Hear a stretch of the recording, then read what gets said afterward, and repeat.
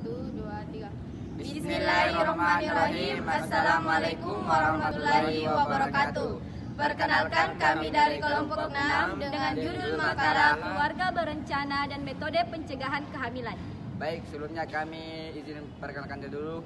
Perkenalkan, nama saya Fitra Ramadan dengan NIM 702121021. Di samping kiri saya, baik, saya Putri Awalia Nur dengan NIM 70200012096. Di samping kiri saya Dea Adelia dengan NIM 702001211114. Dan di samping kiri saya atas nama Saiful Muslim dengan nomor NIM 702001073.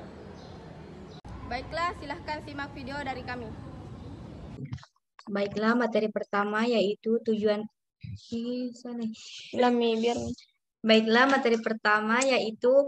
pengertian keluarga berencana.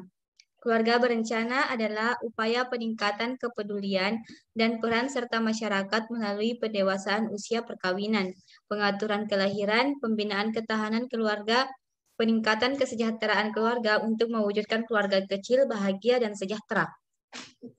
Keluarga berencana adalah suatu program pemerintah yang dirancang untuk menyeimbangkan antara kebutuhan dan jumlah penduduk seperti yang tertera dalam Undang-Undang Republik Indonesia Nomor 52 Tahun 2009 tentang perkembangan kependudukan dan pembangunan keluarga. Kemudian adapun pengertian keluarga berencana menurut WHO. Keluarga berencana adalah tindakan yang membantu individu atau pasangan suami istri untuk mendapatkan objektif tertentu, menghindari kelahiran yang tidak diinginkan, mengatur interval di antara kehamilan dan menentukan jumlah anak dalam keluarga. Kemudian materi selanjutnya saya serahkan kepada pemateri kedua. Baik, terima kasih atas kesempatannya. Jadi sebelumnya perkenalkan, nama saya Putri Awalia Nur. Di sini saya akan menjelaskan materi kedua, yaitu faktor-faktor yang mempengaruhi partisipasi pria dalam program KB. Partisipasi pria baik dalam praktek KB maupun dalam pemeliharaan kesehatan ibu dan anak, termasuk pencegahan kematian maternal hingga saat ini masih rendah. Untuk menurunkan angka kematian ibu, diperlukan gerakan nasional yang juga melibatkan semua pihak dengan program dan kegiatan yang komprehensif, terukur dan seimbang, yang pada akhirnya peran pria atau suami dalam program KB akan mampu mendorong peningkatan kualitas pelayanan KB, peningkatan kesetaraan dan keadilan gender, peningkatan penghargaan terhadap hak asasi manusia, dan berpengaruh positif dalam mempercepat penurunan angka kelahiran total atau biasa disingkat dengan TVR. Kemudian penurunan angka kematian ibu atau biasa disingkat dengan AKI, dan penurunan angka kematian bayi atau AKB. Kemudian faktor yang mempengaruhi partisipasi pria dalam keluarga berencana juga dapat dilihat dengan menggunakan pendekatan faktor perilaku pada kerangka kerja presidi dari Green 1991. Adapun faktor-faktor yang mempengaruhi perilaku ada 3. Yang pertama, faktor predisposisi atau predisposing aktor.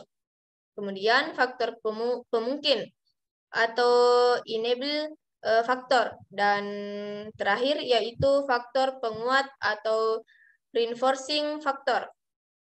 Hal yang mendasar dalam pelaksanaan pengembangan program partisipasi pria untuk mewujudkan keadilan dan kesetaraan gender adalah bentuk perubahan kesadaran, sikap, dan perilaku pria atau suami maupun istrinya tentang keluarga berencana dan kesehatan reproduksi.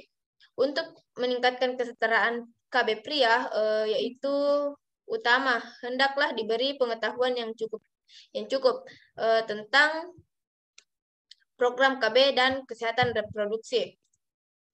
Kemudian yaitu pengaruh faktor individu dan sosial atau karakteristik individu terhadap pemakaian kontrasepsi, meliputi yaitu ada 4 tahap. Yang pertama itu hubungan antara umur dengan pemakaian kontrasepsi, yang kedua itu hubungan pendidikan dengan pemakaian kontrasepsi, yang ketiga jumlah anak dengan pemakaian kontrasepsi, dan yang keempat yaitu hubungan pendapatan dengan pemakaian kontrasepsi.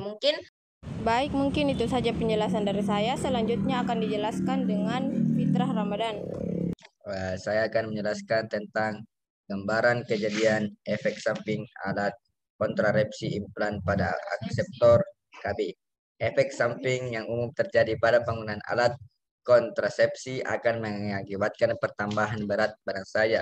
Kurangnya pengetahuan tentang efek samping KB implan ini bisa disebabkan kurangnya peran dari tenaga kesehatan karena pengetahuan dipengaruhi oleh informasi yang baik ini adalah dari tenaga kesehatan itu sendiri. Luka bekas insersi KB implan dapat menyebabkan infeksi. Adapun kejadian efek samping dari penggunaan KB implan yang terbanyak yaitu terjadinya pertambahan atau kehilangan berat badan, perdarahan bercak, protein ringan, amenorrhea, tidak mendapat haid setelah menggunakan KB implan. Sedangkan kejadian efek samping yang jarang terjadi yaitu ekspulsi, lepasnya kapsul dari tempatnya, dan infeksi pada daerah insersi, daerah luka. Metode pencegahan kehamilan. Mencegah kehamilan usia dini dengan memberikan informasi kepada remaja untuk memberdayakan mereka dalam membangun nilai dan keterampilan yang memampukan mereka membuat keputusan bertanggung jawab untuk menjadi orang dewasa yang sehat secara seksual. Perkawinan anak merupakan salah satu bentuk tindak kekerasan terhadap anak. Anak yang dipaksa menikah atau karena kondisi tertentu harus menikah di bawah usia 18 tahun akan memiliki kerentanan yang lebih besar baik secara akses pendidikan, kualitas kesehatan, potensi mengalami tindak kekerasan, serta hidup dalam kemiskinan. Dampak perkawinan anak tidak hanya akan dialami oleh anak yang dinikahkan, namun juga akan berdampak pada anak yang dilahirkan, serta memunculkan kemiskinan antar generasi.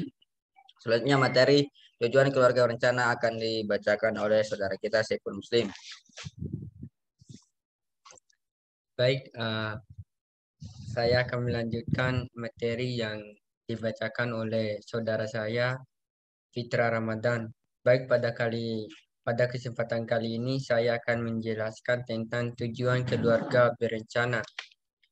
Tujuan dilaksanakan program KB yaitu untuk membentuk keluarga kecil sesuai dengan kekuatan sosial ekonomi suatu keluarga dengan cara pengaturan kelahiran anak agar diperoleh suatu keluarga bahagia dan sejahtera yang dapat memenuhi kebutuhan hidupnya. Tujuan program KB lainnya yaitu untuk menurunkan angka kelahiran, yaitu bermakna untuk mencapai tujuan tersebut. Makna diadakan kebijakan yang dikategorikan dalam 3 fase. Yang pertama, menjerangkan, menudah, dan menghentikan. Maksud dari kebijakan tersebut yaitu untuk menyelamatkan ibu dan anak akibat melahirkan pada usia muda, jarak kelahiran yang terlalu dekat, dan melahirkan pada usia tua. Baik, sekian dari saya.